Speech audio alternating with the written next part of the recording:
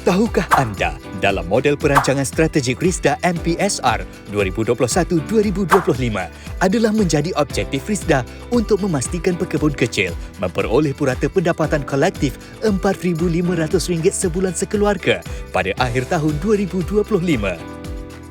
Kalau korang nak tahu lagi, kitaran program pembangunan getah RISDA yang merangkumi teras pertama dan kedua adalah melibatkan kitaran sehingga 20 tahun. Itu serba sedikit tentang MPSR. Korang nak tahu lebih lanjut? Saya Dani. Jom ikut saya sehingga ke akhir video ini. Pekebun kecil getah yang berdepan dengan masalah pokok getah tua yang kurang produktif atau tidak ekonomik boleh memohon program tanam semula getah di bawah pakej getah muda. Kempen tanam semula merupakan pendekatan yang dijalankan bagi menggalakkan pekebun kecil menyertai program tanam semula. Menarik bukan? Tapi bagaimana proses permohonannya? Jom Dani jelaskan. Pertama, anda perlu ke pejabat RISDA berdekatan anda untuk membuat permohonan tanam semula getah. Sebelum itu, anda perlu tahu bahawa kadar bantuan tanam semula ini adalah seperti berikut. Syarat asas tanam semula pula adalah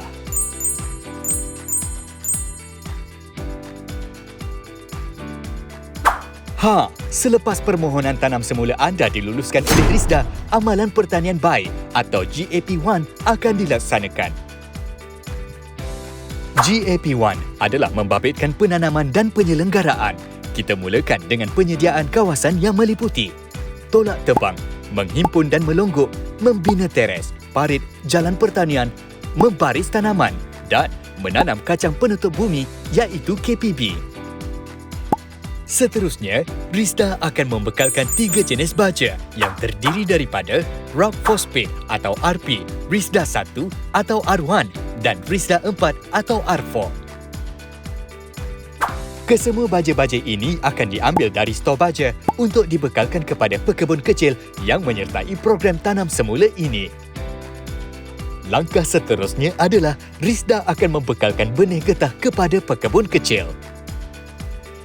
RISDA akan membekalkan sebanyak 538 benih pokok getah yang terdiri daripada benih cantuman muda polybag atau BCMP bagi setiap hektar. Klon-klon getah yang dibekalkan pula adalah terdiri daripada klon-klon yang berpenghasilan tinggi yang disyorkan oleh Lembaga Getah Malaysia atau LGM. Tahukah anda, dalam program tanam semula ini, RISDA juga menyediakan bantuan bayaran pengangkutan bagi setiap pembekalan baja dan benih mengikut kawasan pedalaman yang telah diluluskan oleh pengurusan RISDA. Bantuan pengangkutan ini meliputi daratan dan lautan atau sungai dan kawasan-kawasan pedalaman yang sukar diakses. Setelah kebun telah siap dengan sempurna, langkah seterusnya adalah penanaman anak pokok getah. Rock Phosphate digunakan semasa proses penanaman anak pokok getah 2 tingkat daun keras dan ditanam mengikut jarak tanaman yang disyorkan. Pembajaan getah muda menggunakan baja RISDA 1 mengikut kadar yang disyorkan. Membaja hendaklah mengikut masa yang sesuai, elakkan pembajaan semasa kemarau, ranggasan daun atau hujan berterusan. Berikut adalah kaedah dan kadar pembajaan bagi getah muda mengikut umur.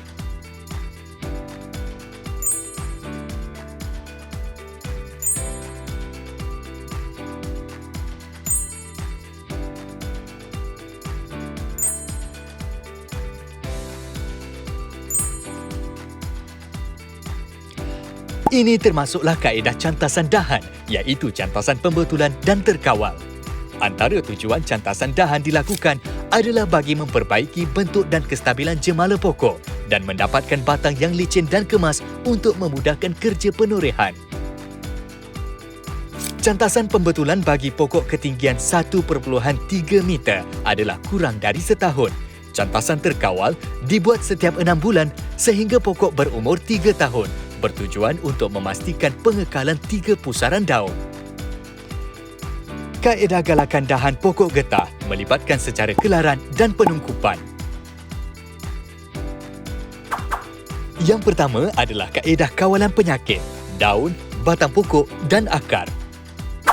Kaedah kawalan makhluk perosak bagi kumpulan serangga, moluska dan mamalia dengan menggunakan kaedah yang bersesuaian.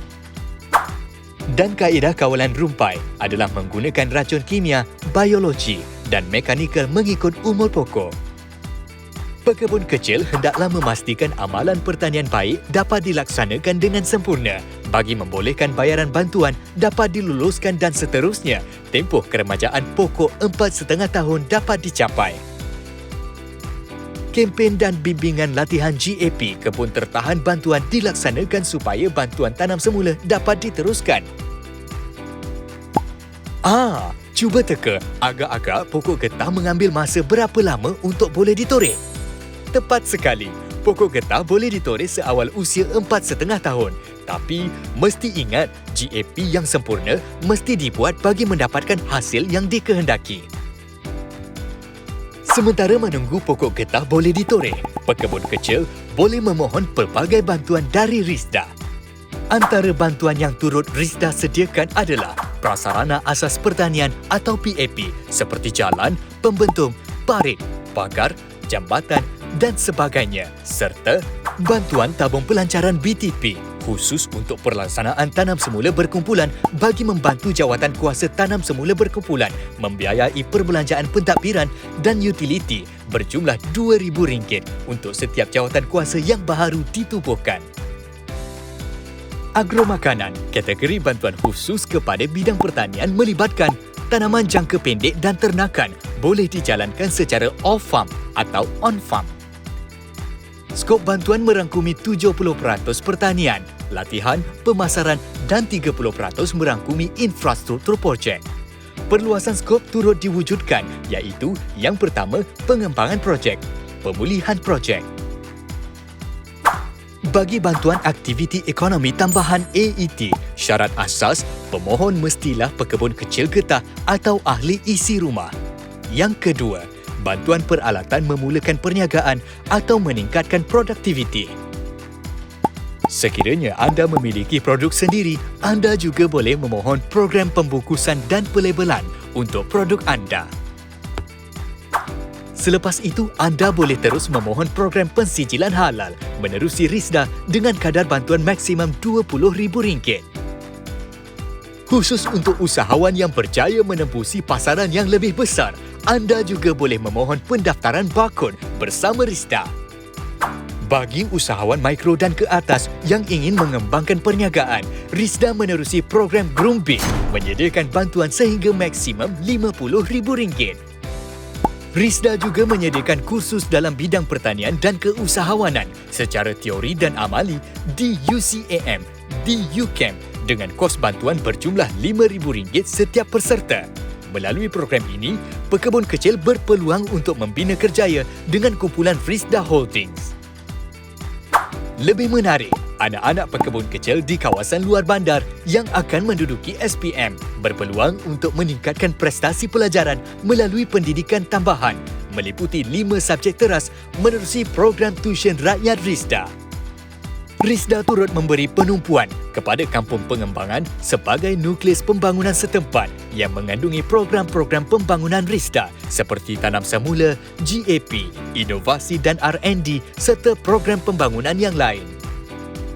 Bagi mengawal penyakit luruhan daun ini, RISDA memberi bantuan melibatkan kerja pencegahan dan pengawalan penyakit melalui kaedah semburan di seluruh negara.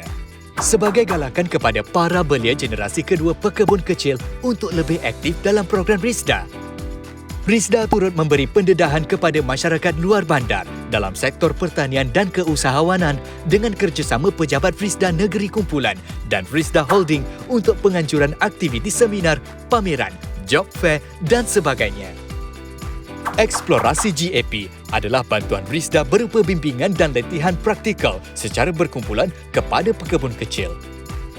Konvensyen GAP pula adalah bantuan dalam bentuk pembentangan kertas kerja berkaitan GAP getah oleh kaki tangan RISDA atau penceramah jemputan melalui seminar, forum dan lain-lain. Koperasi Pekebun Kecil atau KPK adalah platform pekebun kecil menjadi ahli koperasi bagi menyokong aktiviti perniagaan koperasi dalam pelbagai bidang. Contohnya, stokis baja, pemasaran getah, pembekalan alatan pertanian dan lain-lain. Apa macam? Kan Dani dah kata banyak bantuan yang Risda beri. Peluang di depan mata, hanya mahu atau tidak mahu sahaja. Ingat, Risda bukanlah agensi yang mengawal harga getah. Risda juga memberi bantuan dan bimbingan. Sedar tak sedar, pokok getah kita dah besar. Kelayakan asas bagi menyertai program getah matang adalah memiliki tanah maksimum 4 hektar, keutamaan diberi kepada pemilik, pengusaha dan ahli projek pemasaran berkelompok. Syarat asas buka tapak penurehan pula adalah 150 cm ketinggian daripada tanah. Bagi sebatang pokok, perlu mencapai 45 cm, manakala 70% daripada keluasan kebun perlu mencapai ukur lilin 45 cm bagi sebatang pokok. Bagi skim getah matang SGM2 untuk Semenanjung Malaysia sebanyak RM2,300 per hektar, Negeri Sabah dan Sarawak sebanyak RM2,500. Komponen pakej SGM2 terdiri daripada baja Risda 4 dan alat pelindung hujan.